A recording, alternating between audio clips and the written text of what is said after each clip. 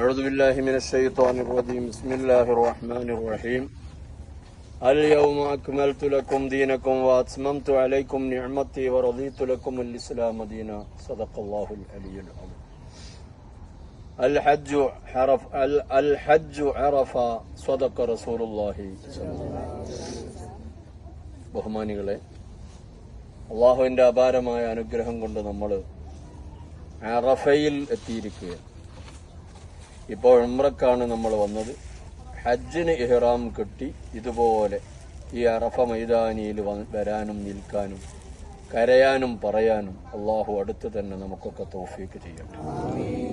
അറഫയുടെ മഹത്വം എന്താണ്? ഒരുപാട് മഹത്വങ്ങളുണ്ട്.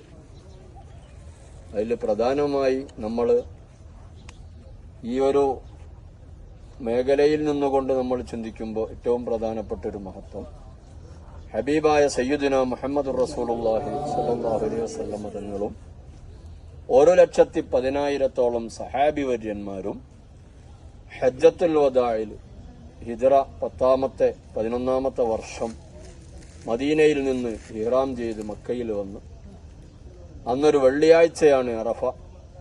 വെള്ളിയാഴ്ച ഉച്ച മുതൽ തുടങ്ങിയ അറഫ അസർ കഴിഞ്ഞ സമയത്ത് ആ കാണുന്ന ജബൽ റഹ്മ എന്ന പർവ്വതത്തിന്റെ താഴ്ഭാഗത്ത് ഇന്ദ ജബലിർ റഹ്മ അല്പം ഉയരത്തിൽ നബി സല്ലല്ലാഹു അലൈഹി വസല്ലം തങ്ങളും താഴെ സഹാബിവര്യന്മാരെല്ലാവരും 1,10,000 ആളുകൾ. നബി തങ്ങൾ വാഹനപ്പുറത്താണ്. ആ സമയത്ത് നസലൽ മലക്ക് ജിബ്രീൽ അലൈഹിസ്സലാം ഇറങ്ങി ഒരായത്തോതി കേൾപ്പിച്ചു. അൽ യൗമ അക്മൽതു ലക്കും ദീനക്കും വഅത്മംതു അലൈക്കും നിഅമതി വറദീതു ലക്കുമുൽ ഇസ്ലാമ ദീന. ഇന്ന് നിങ്ങൾക്ക് ദീനിന്റെ വിധിവിലക്കുകളൊക്കെ ഇതാ പൂർത്തീകരിക്കപ്പെട്ടിരിക്കുക. നിങ്ങൾക്ക് പരിശുദ്ധ ഇസ്ലാമിന്റെ ഈ സുന്ദരമായ ആശയ ആദർശങ്ങളെ നിങ്ങളുടെ ജീവിത വ്യവസ്ഥിതിയായി നിങ്ങൾക്ക് നാം പൊരുത്തപ്പെട്ടു തന്നിരിക്കുകയാണ് എന്ന ആയത്ത് ഇറങ്ങുകയും അത് വിശദീകരിച്ചുകൊണ്ട് സഹാബത്തിനോട് ഉത്ബോധനം ചെയ്യാൻ അള്ളാഹുവിന്റെ ഭാഗത്തു നിന്ന് നിർദ്ദേശമുണ്ടാവുകയും ആ സംഭവം നടന്ന സ്ഥലമാണ് നമ്മളിപ്പോൾ നിൽക്കുന്ന ഇന്ദ ജബലുർ റഹ്മ. ജബലുർ റഹ്മ അതാണ്. അതിന്റെ അരികിലോട്ട് നമുക്ക് പോകാം. പണ്ടൊക്കെ അവിടെ നിന്നിട്ട് പറയലുണ്ടായി. ഇപ്പൊ അവിടെ ബാരിക്കേഡ് വെച്ചോണ്ട് അങ്ങോട്ട് പോകാൻ കഴിയും. അങ്ങോട്ട് കയറിയാൽ ഭയങ്കര വെയിലുമാണ്. അപ്പൊ നമ്മളിത് പറഞ്ഞ് കഴിഞ്ഞതിന് ശേഷം വേണമെങ്കിൽ നമുക്കൊന്ന് അവിടെ കയറി എന്ത് ചെയ്യാം. ഇത് മലയല്ല, മുറ്റത്തേക്കൊന്ന് പോയിട്ട് പോരാം. നമ്മൾ ക്ഷീണിച്ചോണ്ട. അപ്പൊ പ്രധാനമായി നമ്മൾ ഇതിനെ ഉൾക്കൊള്ളുക എന്നുള്ളതാണ്.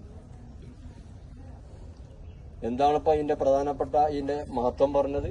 തിരുനബി തങ്ങളും 1,10,000 അസ്ഹാബി കന്നുജൂം എന്ന് പറഞ്ഞ സ്വഹാബി വര്യന്മാരും വന്നു നിന്ന സ്ഥലാണ് ഒന്ന്. മറ്റൊന്ന് മാമിൻ നബിയ്യിൻ ഇല്ലാ വഖദ് ഹജ്ജ. 1,24,000 അംബിയാ മുർസലീങ്ങൾ അംബിയാക്കളെ അല്ലാഹു തആല അയച്ചിട്ടുണ്ടെങ്കിൽ അവരൊരാളും ഹജ്ജ് ചെയ്യാതെ മരിച്ചിട്ടില്ല. ഹജ്ജ് ചെയ്തിട്ടെങ്കിൽ അവർ എവിടെ വന്നിട്ടുണ്ടാവും? അറഫയിൽ വന്നിട്ടുണ്ടാവും. അപ്പൊ അള്ളാഹ് പടച്ച അംബിയാ മുർസലീങ്ങളൊക്കെ വന്ന സ്ഥലമാണേത്. പിന്നെ അവിടെ ഇങ്ങോട്ട് കോടാനുകോടി മുഅ്മിനീങ്ങൾ മുഅ്മിനാത്തുകൾ വന്നിട്ടുണ്ടെങ്കിൽ അതിൽ എത്ര മഹാന്മാരുണ്ടാവും? ഗൗസുൽ ആദം തങ്ങളടക്കം, റിഫായി ശൈഖ് തങ്ങളടക്കം, ഖാജ തങ്ങളടക്കം, അങ്ങനെ എത്ര മഹാന്മാര് വന്ന അവരുടെ പാദമൂന്നിയ മണ്ണാണ് അറഫ. അതന്നെ അറഫന്റെ വലിയ പ്രത്യേകത. പിന്നെ ആദം നബി അലൈഹിസ്സലാമും ഹവ്വാ ബീവിയും സ്വർഗത്തിൽ നിന്ന് 2 ഭാഗത്തേക്ക് ഇറക്കപ്പെട്ട് കരഞ്ഞുപിടിച്ച് അന്വേഷിച്ച് തെരഞ്ഞു നടന്നു. കണ്ണുനീരൊറ്റിയിട്ട് പുല്ല് മുളച്ചിട്ടുണ്ട് ആ സ്ഥലത്ത് നിന്നാണ് തഫ്സീറിന്റെ ഗ്രന്ഥങ്ങളിലൊക്കെ കാണുന്നത്. ആദം നബി കരഞ്ഞിട്ട് അവസാനം അവര് തമ്മിൽ ഇണയും തുണയും കണ്ടുമുട്ടിയതും അറിഞ്ഞതും എവിടെ വെച്ചാണ്? അറഫയിൽ വെച്ചായതുകൊണ്ട് അതിന് അറഫ എന്ന് പേര് കിട്ടി.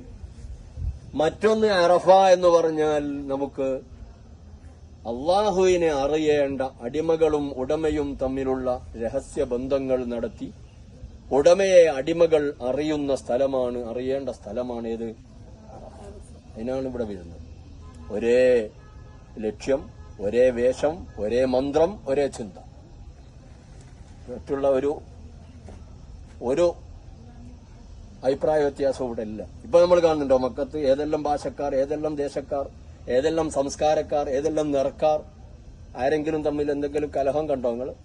നമ്മളെ നാട്ടിൽ 1000 ആള് കൂടി വെക്കട്ടെ എന്തോ പരിപാടിക്ക് എല്ലാ ഭാഗത്തും അടിയായിക്കും, പ്രശ്നങ്ങളായി. ഇവിടെ അതൊന്നുമില്ല. കാരണം എല്ലാവരുടെയും ചിന്ത ഒരു ബിന്ദുവിൽ കേന്ദ്രീകരിക്കപ്പെട്ടതാണ്. അതാണ് അല്ലാഹ്.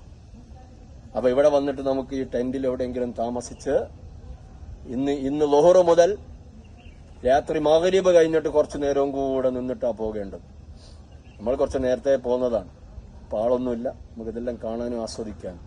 സംഗതി അറഫയിൽ നിൽക്കണമെങ്കിൽ ഏതു മുതലേ പറ്റുള്ളൂ? ഇന്ന് ളുഹറിന് മുതൽ അങ്ങോട്ട് നിൽക്കണം. അപ്പൊ അതുവരെ നമ്മൾ ഇവിടെ നിൽക്കണം. ഇപ്പോഴത്തെ അവസ്ഥയിൽ ഇന്ന് രാവിലെ അല്ല കൊണ്ടുവരിക. പണ്ടൊക്കെ അറഫന്റെ അന്ന് രാവിലെ ആയിരുന്നു. ഇന്നലെ രാത്രിയെ കൊണ്ടുവരൂ എടുത്തേക്ക്. ഇവിടെ താമസിച്ച് കിടന്നുറങ്ങി രാവിലൊക്കെ അങ്ങനെ അതൊക്കെ കണ്ടും പരിചയപ്പെട്ടു. കഴിഞ്ഞതിന് ഞാൻ ആളുകളെയും കൊണ്ടുവിടുന്ന് പള്ളി കാണിക്കാൻ കൊണ്ടുപോയി. ഇത് നെമീറപ്പള്ളി 9 മണിക്ക് കൊണ്ടുപോയി നോക്കുമ്പോൾ പള്ളിയും മുറ്റുമൊക്കെ ഫുള്ളാ, പൊരിഞ്ഞ വെയിലും. അപ്പോൾ നമുക്ക് ഇപ്പൊ മനസ്സിലായില്ലേ മറ്റു പറയും എന്താന്ന്?